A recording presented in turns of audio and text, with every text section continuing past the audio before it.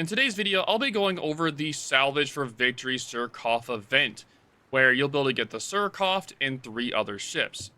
First one's going to be the Narai, which will be the first ship you're going to get as you're going down the event. The Colonna. The third ship is going to be the Zarya. The fourth is going to be the Surcouf itself.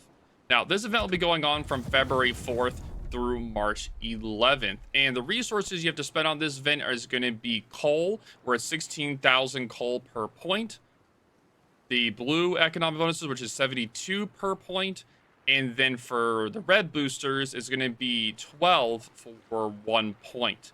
I'll be going over each of the pricings and going over each of the ships and showing gameplay while I do it. And there'll be timestamps in the description so you guys can look at particular ships you're wanting. And at the end of the video, I'll be going over the overall price of the entire event, as well as my feedback on overall for the whole event. So let's get started. How the progression system works for the event is that there are particular ships in a order. So the Narai is going to be the first ship on the list, then the Colonna, the Zarya, and then the Surcouf. So I'll be going over each of those ships in that order. So let's get started on the first ship you have to go down. So the first one is going to be the Narai. The Narai is going to cost you 12 points, which is going to cost 192,000 coal, 864 blue boosters, or 144 red boosters. Now, the Narai is a Pan-Asia Tier 8 cruiser, essentially a copy of the Tiger 59. Now, before you say anything, because we all hate this, most of us hate the Tiger 59, this thing has a lot of differences in between it. At first, I thought it was going to be really bad. I came into it thinking I wasn't going to be impressed, but in the end, I was very impressed, and I'm going to explain why. So how this ship works is, instead of having only AP with improved pen, it has HE and then normal AP. But it also has some other perks as well. It doesn't have radar like the Tiger 59, but it does have the emergency engine power, which boosts its speed by 30%. And also, with this emergency engine power, it also gives it more acceleration. So it's able to speed up and slow down really fast when you have this active. And since you have so many of them, you can have up to 6, you're able to just have this active all the time. And you're able to do it over and over and over again. Also, it has a very long consumable action time for the smoke, which allows you to do long smoke screens for your team. So what I normally do is I'll pop the engine boost, and then I'll just use the smoke in a straight line. Then I'll stop at the very end, have my Hydro active, and be able to farm in the smoke using HE.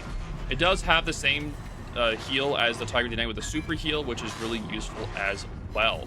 So this ship does a really good support ship for mid or the mid areas, where you're able to farm people with HE and be a little bit more maneuverable with that engine boost. The ship is definitely a lot of fun to play, and I definitely recommend it for those 12 points. As you can see in the video on how it's very maneuverable. The guns are very accurate. I like the ship way more than the Tiger 59. So if you guys are saying, oh, it's just a Tiger 59, no, it's a lot better, way more versatile. And of course, it's still a Tiger 59 hull, a British hull, so you have to be careful not to get death struck. So let's go over the ship's build. Before we look over the ship's build, let's look over the armor scheme real quick. So it has a 25mm bow, the sides are 25, Citadel section is 83. And that is the armor section with a deck armor of 27. So it is a very squishy British cruiser, as you can see. Citadel is above water, so definitely don't do that, or you'll be suffering. You guys want to take a look at the Zarya import? This is, sorry, not the Zarya, the Narai import. This is what it looks like right here. So this is what it looks like. Very beautiful ship. Love the look of it. Love the color scheme. So let's look at the build of the ship. So how I build the ship is main armor in the first slot, engine boost in the second. This allows you to get your engine boost to over 2 minutes, which is really nice. The third slot is going to be aiming to make your shells more accurate. Fourth is going to be propulsion to make you speed up faster. You can do that or steering, but I prefer propulsion. Fifth slot is going to be concealment. For the commander build itself, I'm going to go over in order from like the like the 10-point commander, then I'll go all the way up to the end one. So first one's going to be the consumable specialist. This allows you to get your consumables by quicker. Then the consumable enhancement, which makes your consumables longer. After that, I would do superintend to get extra smoke, since you only have 2. Getting 3 is really nice. After that, you get concealment to make yourself more stealthy, which gets your concealment down to 9.2, which is very important. After that, it's going to be top grade gunner, so anything inside of your concealment, you get extra gun reload, which is really nice. After that, it's up to you if you, and that's your temp, sorry, this is your 10-point commander. Here, superintendent, and then concealment. For 14-point commander would be here. Your next options were up to you. If you want a Adrenaline Rush where you're going to be knowing you're going to take more damage, or if you want extra health. I personally would take Survivability Expert first because it helps you not get death struck in one cell by a battleship if you get unlucky. So I'll take Survivability Expert first. Then for your 20-point commander, do Adrenaline Rush. And then finally, I would do Incoming Fire as the fire one. Or you can do like either or on the start. So you can start with this one first or the Consumable Specialist. But that's just it overall on that one for the build. You are able to build into DFA if you want as well, but of course Hydro is going to be better with that 5.5 kilometer Hydro is really good as well. So I definitely recommend just building into Hydro and not building into DFA. Survivability is 38,550 with this build. Torpedo protection, don't worry about it. The gun reload is 2.9 seconds, 16 kilometer range.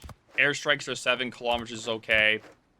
Anti-air, don't worry about it. Maneuverability is 31.8 knots. Very tight turning radius and good ruddership. So overall, I really like the Narai. I think it's definitely worth the points it requires to get it. But let me know what you guys think of it. But let's move on to the next ship, which is going to be the Colonna. All right, so after you got the Narai, you can now get the Colonna as you're going down the event. The Colonna is going to cost you 12 points, which is 192,000 coal, or 864 blue boosters, or 144 red boosters. Of course, you can mix and match how much of those you want to use of each, but you can use either all of one, or a mix and match, or however you want to do it. But the Colonna is a tier 8 secondary brawler for the Italians, and it is a lot of fun to play.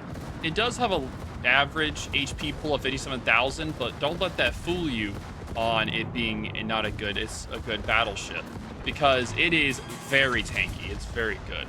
It has 11.7 kilometer conceal, which is really good, and with its 11.3 kilometer secondaries, it has a 0.4 difference between its concealment and secondaries, and it can put out a punch with those sap secondaries. This thing loves to brawl.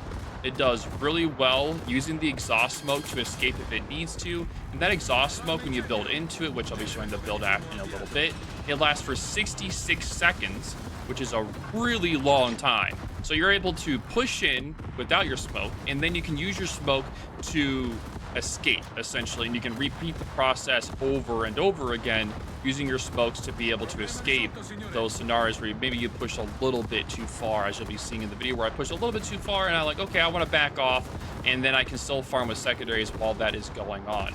And it's a ton of fun to play. So if you're looking for, essentially, if you already have the Verdi and you want a tier 8 version but better, then this is going to be the ship for you. Tons of fun. The accuracy is really good on the secondaries, and they're really fast firing as well. Overall, love this ship. Tons of fun to play. Highly recommend it 1000%. Just a blast to play overall. The guns, they're okay. They're not the best, not the worst. I say they're about average. The real strength are in the secondaries. For the guns, I'd use AP on broadsides, but if they're bowing or aft, just use HE, and this ship would be okay. But let's go over the ship build, and let's take a look at the hull and the other stat. All right, so here is the Colonna in port, as you can see here. This is the ship here in port. Looks very nice, very nice. Love the design. Very good, very good. So for the armor layout, it has a 25mm upper bow with a 30mm armor bow, with a 25 at the top of the rear with a little armor sight of 150. It has a 32mm deck, and then for the bow section, it goes all the way to 25 from here to here, with an armor section protection of 300 and 220 there. As you can see, it does have somewhat of a turtle back, somewhat, but you do have to be careful though, because the Citadel is above water. So yeah, just don't show your broadside, or you'll be taking a lot of damage. So definitely be careful of that. So HP is 57,250, about average, a little bit low. Main guns, 31-second reload, 381s. They're okay, not the best, not the worst, but the main strength are the secondaries. They have 152mm with 7.8-second reload for the bigger ones, 11.3 kilometer range, And then the smaller ones, it has a 1.7 second reload, which is really fast. And this is a big DPM from those secondaries. Anti-air, don't worry about it. Airstrike range is 10 kilometers, which is good for a tier 8. The maneuverability is 30.5 knots with a 740 meter turning range, is really good for a tier 8. 14.3 second rudder shift isn't the best. It's about it's about average or good for the tier. Yeah, never mind. It's about average or good for the tier for a tier 8 battleship. And then for the concealment's 11.7, which is really good for the tier. Really, really good. With that 11.7 kilometer concealment, with the 11.3 kilometer secondaries, that 0.4 kilometer difference between the secondaries and the concealment really makes this ship shine in that brawler role. Now, for the build itself, we'll go over the build real quick. Main armament's going to be in the first slot. Second is going to be in the damage control system to reduce your fire and flood chance. Secondaries, of course, are going to be in the third slot. Fourth is going to be propulsion. If you want to do steering instead, that's up to you. And fifth is going to be concealment to build in your concealment. So that's going to be the modules for this ship. For the commander itself, you can do the same build as the Verdi. You already have the Verdi, so the build would be like this. You do preventative maintenance in the first slot, brisk in the second. With how good this concealment is, I think it's a must. And then after that, you can do the secondary build here. So I would do the long-range secondaries first, and then do the manual secondaries next. And that's going to be your 10-point build. After that, you're going to want to build into fire prevention as your 14-point build. And then for your 18-point build, you're going to do concealment after that. And then after that's done, your 21-point commander build is going to be Adrenaline Rush. And that's going to be your build for the Colonna. I definitely recommend the Colonna. You'll definitely enjoy it as you're playing. How this event works is even if you technically don't want the ship, you still have to go down. Like if you're wanting to get the Surcouf at the very end, you're going to have to get each of the ships anyway. But I'll be giving my feedback isn't if it's worth playing. The Narai and the Colonna are definitely worth playing, so I highly recommend them and playing those. But let's move on to number 3. So once you got the Narai, then you got the Colonna, now it's time to get the Zarya. So the Zarya is essentially a tier 9 Flad with better guns. It has DFAA as well as a fighter. So that's the best way to put it. It's essentially just an up-tiered Flad. It's going to have the same problems where it's not going to be as accurate at long distance, but mid to close range, it's going to be very accurate and do a lot of damage. So this ship specializes in being a tank. It has a lot of bow armor, which I'll show in a little bit, but it has a 32mm bow and aft with a deck armor of 50mm, which really does help it not take a lot of HE damage, which is really nice. It has 9 46mm guns with an 18.9 kilometer range, and it has a concealment of 13.5 kilometers. And oh boy, this thing is really tanky. It has a quick action damage control party with a nice repairs, and DFAA, and a fighter. So there's 2 ways to play this ship. You can play it either where you have the advantage to be able to push, and you can just sit bow, win, and tank. Or if you see that your side's going to be overwhelmed, you can use the really good gun angles this ship has and sit at a kiting position ready to receive the push and spam HE on ships that are pushing into you. So if you have like a battleship pushing you bow in, you can switch over to HE and just burn it out that way. But if they are showing your side, you can use AP. The AP on this thing is really good. But sometimes with how the salvos are going to be, with how inconsistent they are longer distance, I would recommend using HE on bow and targets. And unless they're like a cruiser, then yeah, you can use AP. And any ship that's showing their side or broadside, then yes, use AP and you'll do tons of damage. Overall, I do enjoy the versatility of how this ship can be played. You can play it bow in, you can play it kiting. It does both roles really well. It does do really well having cadets off as well. You can put the build that's on your Kremlin onto this ship as well, but I'll be showing the build and the modules momentarily, so you guys can take a look at that after I'm done showing a little bit of gameplay. But I wanted to show a showcase of both play styles, where one was going to be the kiting one where you have to kite and kind of spam HE. I tried using AP in that one. I was like, yeah, just switch to HE and it'll do more consistent damage.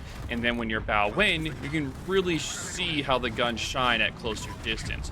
Really putting ships close range. and you'll be able to do really well with the ship overall. To me, how the Zarya feels like, it feels like they essentially mixed a Flad and a Lenin put together. The ship isn't as OP as a Lenin, right? But it can definitely tank a lot while bow in, while also keeping it where it can also kite really well, like the Flathead in some situations. Because if you try kiting in a Lenin, or you see one trying to kite in a Lenin, it's not going to do very well. It's not going to last very long. It doesn't really do well in a kiting angle, right? But this ship, it can do really well kiting, and it can do really well being bow in. So I really enjoy a ship that can kind of mix and match, or be a little bit more versatile in what the ship specializes in. One, it makes it a better ship, one that is easier to learn and to enjoy. Let's showcase the build, and well, let's look a little bit at the stats and the armor as well for the Zarya. All right, so here is the Zarya in port. Does look really good. And yeah, as you can see, it does have like a really long bow. Kind of reminds you of the Lenin, right? So it does remind you of it a little bit on that design there. So with the armor scheme, you have a 32mm bow, armor section 254 on each side. Citadel protection is going to be 406, 254 for the casemate, and then the top is going to be 50 here for the plating, and the deck armor is going to be 50 as well. The aft armor is going to be 332 with an armor section of 254s, and let's take a look at that Citadel real quick. Citadel has a slight, yeah, interesting design there. You do need to be careful here because you don't want to get citadeled. But yeah, slightly above water, as you can see. Just be careful not to show your side too much, as in like don't show your that broadside, or you'll be taking a lot of damage from citadel. So definitely be careful of that. But overall, the ship is tanky. Just don't show your broadside. And that 50mm deck here is going to make it really hard for HE throwers to do a lot of damage to you. They'll be able to do damage on your bow and aft, but at the midsection, no, they're not going to do much to you besides the superstructure. HP, 77,200 is good. 46% torpedo protection is really good for a tier 9 battle tank, especially for a Soviet one. 46% is amazing for torpedo protection. You have 9 406mm guns with a 27-second reload. 18.9 kilometer range is good as well. Airstrikes are 10, which is good for tier 9. Anti-air, don't worry about it. It's not, with DFAA, it's pretty nice, as well as using the fighters as well. That's good as well. Maneuverability, 30.5 knot speed is good with a rudder shift. It's a long rudder shift time, and 950-meter turning radius is definitely a long one as well. 13.5 kilometer range. Yeah, it's good for the tier.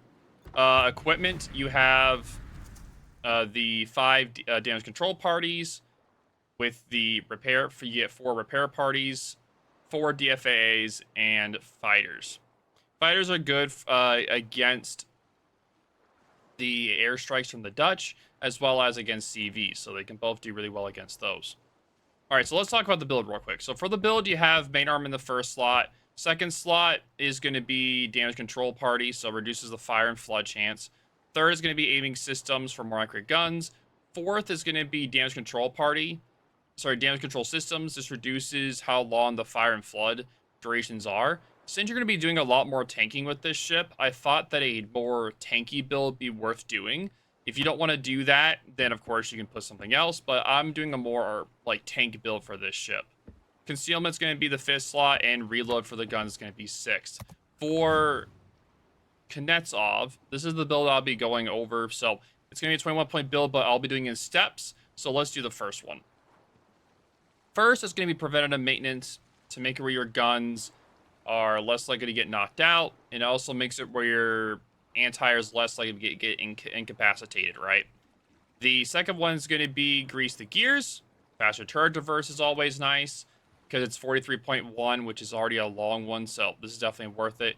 After that, I would then do Adrenaline Rush. Or, no. Since you're going to be tanking a lot, Improve Repair Party is going to be better first. So I would do Improve Repair Party first to be able to get an extra heal when you tank 2 million, because that's not going to be very hard for you. And also it makes you get your heals back faster, so I would definitely do Improved first. And then you're going to do Fire Prevention. Reduces the number of fires and reduces it by 10%. And that's going to be your 10-point build. So it's going to be preventative maintenance, grease the gears, improved repair party, and then fire prevention. Your 14-point build is going to be emergency repair expert. This gives you an extra damage control party, makes it slightly longer, as well as makes you get an extra heal and a slightly longer heal. So that'll be your 14-point commander. Your 17-point commander is then going to be Adrenaline Rush. Makes it where the less HP you have, the more DPM you'll be able to put out for your anti-airs, your secondaries, your main guns, everything, right? And then for your 20-point commander, it's going to be basic survivability. This reduces how long fires last on your ship, as well as flooding, and it makes it where you have faster restoration on your modules. It's basically, when you are building into damage control party here, you want to stack them together. Because alone, it's not that significant, 15%, right? When you put them together, that's 30% reduction on how long fires and floods are, which helps you save a lot of damage. It helps you just tank more, which is what this thing is supposed to be doing. It is a tank. And with that high torpedo protection, it really helps you tank even more. It's worth building into. All right, so emergency repair specialist is going to be your final one for 21-point commander. That's going to be your 21-point build. Now, if you want to go all the way tank and you don't want to build grease the gears, you can build vigilance to stack your torpedo protection if you want to. But I like being able to rotate my guns more freely. So I take grease the gears and I kind of know how to dodge torpedoes a little bit more. But if you want to take vigilance instead, you can do that. But up to you guys. But yeah, that's going to be the build for the Zarya. So we went over the Narai, the Colonna, and the Zarya. Now, it's time to go over the final ship in the salvage event, the Surcouf. Here is the Surcouf. So the Surcouf is the final ship in the Salvage of Victory event. And boy, this thing is really special. So let's talk about the cost.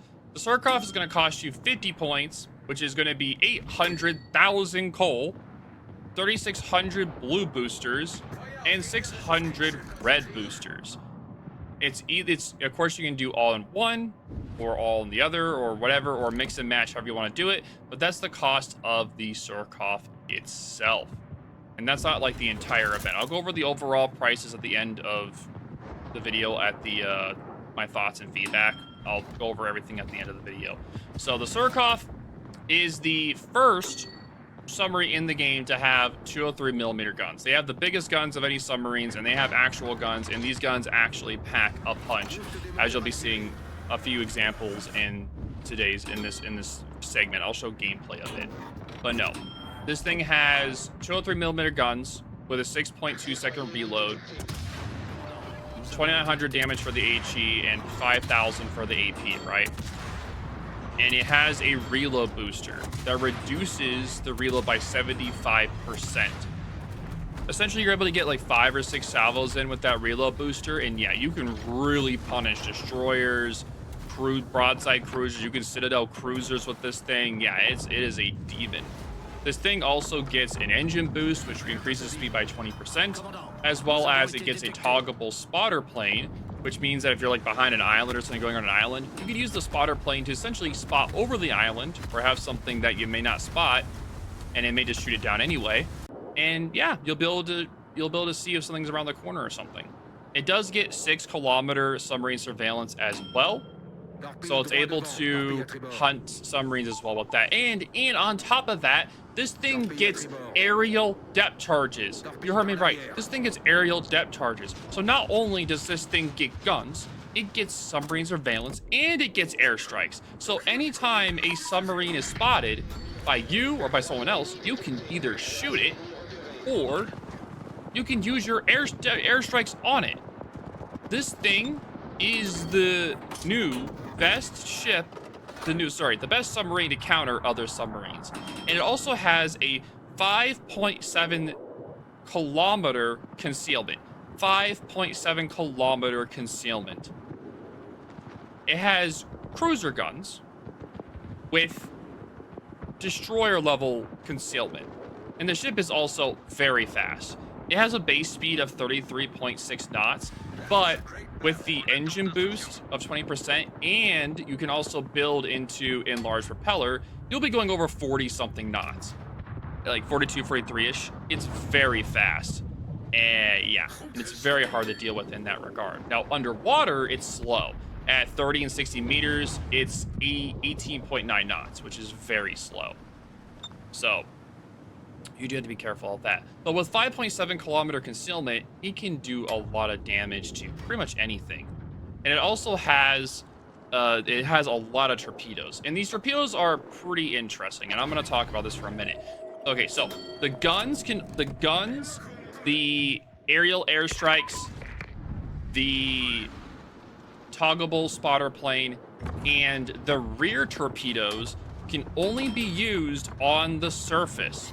So you're not able to use the guns on the surface, the toggleable airstrikes the guns cannot be used unless they're on the surface. The rear torpedoes cannot be used unless they're on the surface, and the spotter plane cannot be used on the surface. So even at periscope, you cannot use those. And the reason why is that the rear torpedoes have two sets of 3 torpedoes, where it launches 3 torpedoes from the sets. And these torpedoes reload in 70 seconds. So you have a total on this ship, you have a total of 10 torpedoes. 4 at the bow and 6 at the rear. And the angles for the rear ones are actually really good. They're really good angles overall. And these torpedoes are non-homing. These torpedoes are they're essentially regular torpedoes. The front torpedoes you can launch when you're at periscope, right? But the rear ones you can only launch when you're on the surface. And this thing is very versatile what you can do. There's so many different combinations that how you can play this ship. I can't begin to imagine what people are going to do when this thing comes out, on how many different versatile playstyles you're going to see, because you can essentially decimate cruisers' broadsides. You'll be seeing in the example, I almost essentially death struck a Des Moines off of 1 reload booster. He lived on 1,000 health. Yeah, it's absolutely insane. Or you could just go pure submarine, anti-submarine build. And essentially, if you catch a submarine, you can gut it down with your guns. Then when it's underwater, you can use submarine surveillance and hit it with your depth charges. And then your team can have it perma-spotted for your team, and then it's dead. So any submarine that tries to deal with you, if it does not have team support, you're going to kick its butt. There is no submarine that can beat it in a 1v1. In a 1v1, it's going to win, no matter what. It has guns, it has airstrikes, it has submarine surveillance, it has an engine boost, toggleable spotter plane. The ship is fast, great concealment, good torpedoes, good guns, aerial airstrikes. Essentially, I don't know what Morgan was thinking about this ship. Like, I don't think the ship is, like, it's fun to play, it's good, but I don't think it's OP. It's really strong against other submarines if it's played right. This thing has a very high skill ceiling. It takes a lot of skill to use this thing. It is very tanky, though, I'll admit that. It has 33,000 HP. A lot of HP. So it can tank a lot. And I'll be showcasing the build in a moment whenever I'm done talking about and showing some gameplay. But you get a total of 4 damage control parties. And of course, you build into it 22 seconds long for the damage control parties. 48 second reload on those. Submarine surveillance, when you build into it, has 191 second prep time, so about 3 minutes. Cooldown is 69 seconds, 63 second action time for the submarine surveillance. The reload booster has a 10.5 second action time, so about 5 or 6 salvos in per main battery reload booster with an 80 second cooldown. Engine boost is 20%. The engine boost lasts for 4 minutes, by the way. 4 minutes of engine boost. And you get 4 of them. So you might as well just pop it off the bat. I was thinking, like, maybe you should save it. Like, maybe for the first 2 minutes you don't use it. Nah, just use it right off the bat to catch a destroyer off guard or a submarine off guard. Get it spotted early. Hit it with an airstrike, the guns, whatever, right? And the guns are really good. Essentially, it makes it where if a destroyer tries to fight you mid to late game where it's low or middle health, a reload booster is just going to kill it. Because you have 5 reload boosters, which means you're able to Essentially, at any time, just surface, and you see DD, bop, bop, bop, bop, and you dive back down. So any mid to late game destroyers that you have roughly 14,000 health and below, yeah, you better be careful. Except for the French, of course, because the French, they have French saturation, and they're just not going to take that much damage. So, they'll be fine. But no, it's absolutely insane. It's going to be very strong in the right hands. And in not the right hand, it's not going to be very good. I tried a bunch of different play styles, anti-submarine, trying to get to the sides. The torpedoes, if you're a good torpedo boat player, you're going to do really well with this thing. But if you're good at torpedo boating and gunboating, you're going to be god tier in this thing. It's essentially a mixture of a gunboat and a torp boat just put into a submarine. And that's the definition of the Surcouf. Now me, I'm not the best at torpedo boating, so I personally am not going to be 1,000% potential. I'm not going to be god tier in this thing. I'll be good in it because I know how to gunboat, but torp boating isn't my torp boating isn't really my cup of tea. I'm not that good at it, and I'll just admit that. I'm not very good at it. But in the right hands, you'll be god tier, and you're going to have a blast playing this thing. 100%. I guarantee it. You're going to have a blast playing this ship. The potential memes, the potential things you can do in this ship is limitless. You can nuke ships, and the torpedoes, you can build the torpedoes too. They do a base damage of about 16,000 damage, right? That's the base. You can build them faster if you want, but that's the base. You can launch torpedoes. You can do tons of damage with torpedoes, and with such a good concealment, you can run around and do whatever you want. Your only real threat are hydro destroyers, because of course they're going to keep you spotted. Hydro destroyers, submarine surveillance. Well, essentially, if you play dumb, right? Hydro destroyers, yeah, it's going to be a pain to fight those, right? It's going to be a pain to fight those. What else is there? Hydro destroyers are going to be a real pain. Of course, CVs, but you can just dive. Submarine surveillance. If there's a combo of like a radar and submarine surveillance cruiser, that's going to be a pain. Essentially, as long as you aren't just yellowing in and you're like, you can move in a little bit early on and then back off with your speed, that's fine. But if you're like a little bit in the middle ground where you help kind of control the cap or go wide a spot for your team, use that speed to your advantage, do torps wide, and then maybe you can get lucky on a broadside cruiser as they're getting in position, yeah, you'll just wipe it out. And there's not much they're going to be able to do about it. And they'll be crying and complaining the entire time. It's going to be great. But I think that the Surcouf event is definitely 1,000% worth it. So I think the Surcouf is definitely worth it. They definitely made it. When I was talking about this thing during the testing, like I was looking at the devlog, I was very concerned about this concealment because 5.7 is so good. And I understand why they made it so good is because of the total cost of the event overall, which I'll talk about after I'm done showcasing the ship import and talking about the build. Here is the Surcouf import. You guys take a look at that. All right, looks pretty good. Looks pretty good. All right, armor, no armor. Don't worry about that. So let's go over the stats. So it has 203 millimeter guns, 6.2-second reload is with this build. Airstrike, 6-kilometer range with the 45-second reload. Dive capacity is over 4 minutes.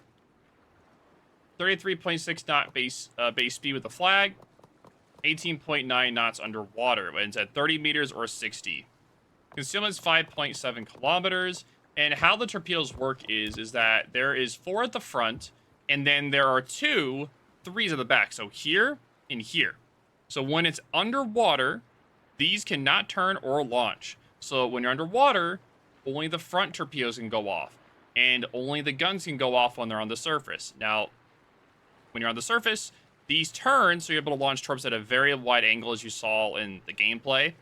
And the gun angle for the guns are also pretty nice as well for the Surcouf. So yes, you can, and let's go over the consumables, which are the biggest things. So you get a toggleable spotter plane, which is only able to be used on the surface. It increases your gun range by 20%. It's toggleable on and off. Engine boost lasts for 4 minutes, has a cooldown of 72 seconds, and it increases your speed by 20%. The main battery reload booster is a 75% off your reload for 10.5 seconds. It's really good for punishing destroyers that are mid to low health or broadside cruise with AP. Submarine surveillance is 6 kilometers, which is pretty nice. And the airstrikes is too. The airstrikes, like the combination of 6 kilometer submarine surveillance and the 6 kilometer airstrikes is just insane.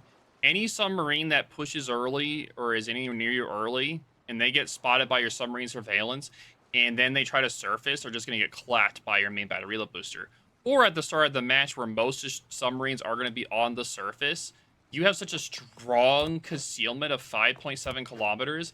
Essentially, any submarine that you spot, you can quickly slap with your main battery reload booster, and then when they're just about to dive, you then hit them with the airstrike.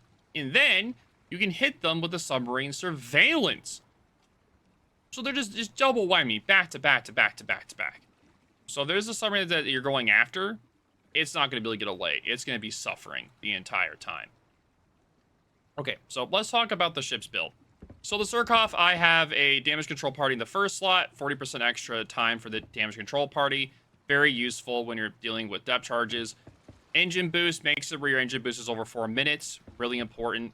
Submarine surveillance. I was a little bit iffy on building this, but I think that this is really important. If you want to build for torpedoes, you can do that. You want to specialize torpedoes, you can do that. Specialize in guns, you can do that. So it all depends upon your play style. I want to hunt subs, so that one would be a little more fun for me. I was really iffy on either doing submarine steering gears or propulsion, but anytime you really turn, it slows you down. What I really want this for is to be able to dive, like going from surface to periscope really fast. And that's why I have this. It's not for turning, it's for diving and surfacing. Because what you do is you need to surface really fast to be able to get your guns off, and you need to dive to be able to go dark. Like almost instantly, and that's what I do. I essentially surface, shoot my guns with the reload booster, and then dive. Just as I'm just shooting the final salvo, and I dive, and then I'm unspotted. Now, since you are going to be doing a lot of shooting, and you only have 33,000 HP, I'm taking reinforced bulkhead, so you take less damage from depth charges. Okay, that's what I would recommend. You can build into more torpedoes if you want to for extra damage, but I don't think 7% is really worth it in that regard, so that's why. Last one, I do main battery reload modification, so I get faster reload for the guns. This helps you a lot when dealing with middle health or low health destroyers, be able to knock them out faster with that reload booster. Really nice in that. It gives you an extra salvo during that reload booster. If you want to build into torpedo tubes, you can. You want to build in the dive capacity, you can. But overall, I'd recommend either the guns or the torpedo tubes for this one. For the commander, the special commander does affect it when you get a death strike with this thing, which you can do pretty commonly with the guns or with the torps. If you capture a point, you get an extra... You have a percent chance to get extra fires or higher chance to do flooding. That's really useful on this ship. And if you tank 2 million... Yeah, you're not going to do that in this ship. You can dream, but you're not going to be doing that in this ship. So only these two are really feasible. So let's go over the ship's build. All right, so the first one is going to be Liquidator. Increases your flood chance. After that, it's going to be Consumable Enhancement. Makes it where your consumables last longer. 5% doesn't seem much, but on that engine boost, 5% of like 220 seconds or however it was is like over 12 or something seconds or extra, which is really useful. After that, I would do Watchful. I would do Watchful first to get that information. Information's very important. So some people may say get Superintendent for the extra stuff. Watchful's very important for you to be able to tell if someone's radaring, if someone's using submarine surveillance. So I would say get Watchful. It's very important for submarine gameplay. After that, I was really iffy on if I even wanted to use the enlarged propeller. I was really iffy on this one. Sometimes I felt like it was really worth it. Sometimes I didn't think it was really worth doing. Like, yeah, 18% is a lot, and you can boost your speed a crap ton. But there aren't that many other skills that are really worth taking. Like, you can't really build into sonar. You can't build into any of the homings. And you're not building for dive capacity because you're really slow underwater at 18.9 knots. and your gears really don't get knocked out that often. So it's really not worth doing that. I just don't see a point in building anything else. So I would say and you can do Adrenaline Rush first for your 10 point, and then do for 14 point, you can do Enlarged, and then for your 17 point, you're going to do the Superintendent to get extra, and then for your 20 point, you're going to do Consumable Specialist. After that, you're going to do Priority Target, see how many people are aiming at you, or you can do Incoming Fire Alert. One or the other. So it doesn't really matter. But you can do one or the other depending upon your fancy. Now, Helmsman, so reduces rudder and diamond plane shift time within 15 seconds after activating the hydrophone consumable. Yeah, don't pick that. There is no hydrophone on this ship, so please do not pick this. Yeah, please do not. It is not on this ship. I don't know why this isn't grayed out, but it should not be here. Because, like, you see how these are X'd? There is no hydrophone on this ship. So this should not be here. So do not pick this. If you're going to use a 1 point or whatever, pick this one or this one. Do not do that one. So, but yes, that's the 21 point build for the Surcouf. But overall, that's all the ships for the event. You have the Narai, you have the Colonna, you have the Zarya, and then you have the Surcouf. Now let's talk about the total cost of this event. The total cost. The total cost of this event for all the for all the ships is 1.52 million coal. That's how much it costs in total if you only use coal. If you only use red boosters, it's 1,140 red boosters. If you're only in, you can only use a maximum of 50 points worth of blues, so that's 3,600 blues. So of course, I'm gonna tell you, mix and match. Don't just spend all of one resource into this, because guess what's coming out soon? The lunar event. And guess what ships you can get in there with coal? You can get a ton of premium tech tree lines, including the Schlieffen. There is the premium Schlieffen. There is the premium. There's the Loria that's in there as well. There's tons of different ships in there that you're able to get using coal or lunar tokens in the lunar event, which is coming out in February. So stay tuned for that video when it comes out. But overall, I think this event is really good. All the ships are good. The Narai I thought was going to be garbage, but it's actually really fun to play. Higher skill level ship though. The Colonna, tons of fun to play for brawling. Tons of fun to use the secondaries, the sap, just run things down and use a smoke. Really fun with that. The Zarya, I think out of all the ships, the Zarya is technically the worst, but it's not bad. It's just not as good as the Narai or the Colonna. Like the Zarya is really good. I really like the ship. It's just not as good as the other ones. And the Surcouf, it's going to be the highest skill level ship in this. It's so versatile what it can do. If you have a Yukon player playing in this, it's going to be almost impossible to kill him. I'm just going to say it. Almost impossible to kill him. It's going to be so hard to deal with it. Mid to late game, if you're a low or medium health destroyer and you see this thing surfacing next to you, just say bye-bye. Just say bye-bye. You're done. You're dead. Your best option is to legit run at it and try to pray that you survive long enough to kill them. There's not much you can do. Just saying, there's not much you can do. Just pray. But no, that's the overall event. If you guys have any questions or concerns, let me know in the comments down below. Also, let me guys know how you think of how this review was.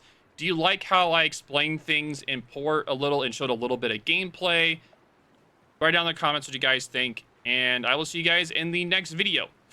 Deuces.